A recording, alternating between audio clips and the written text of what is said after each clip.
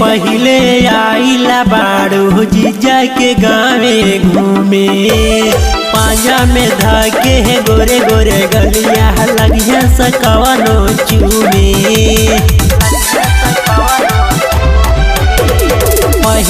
पहिले आइला बाड़ू जीजा के गावे घूमे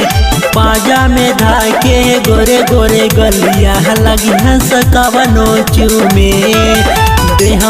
बीर तोहर मले लगी है हाई गोरखपुर के लइके रंगा डाले लगी है चढ़ली जवानी तोहर गले लगी है हाई गोरखपुर के लइके रंगा डाले लगी है।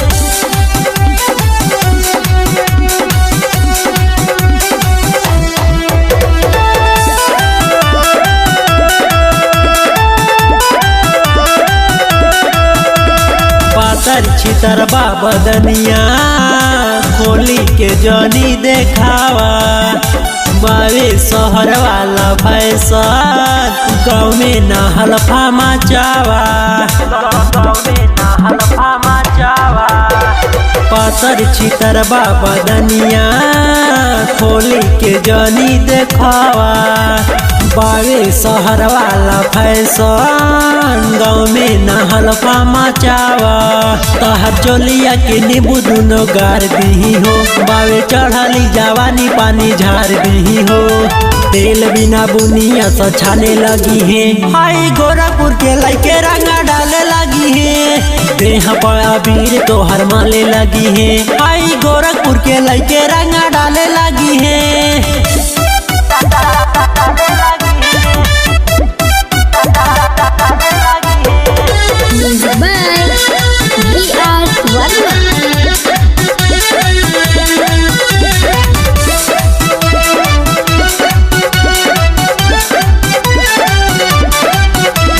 राइटर पुजारी कृष्णा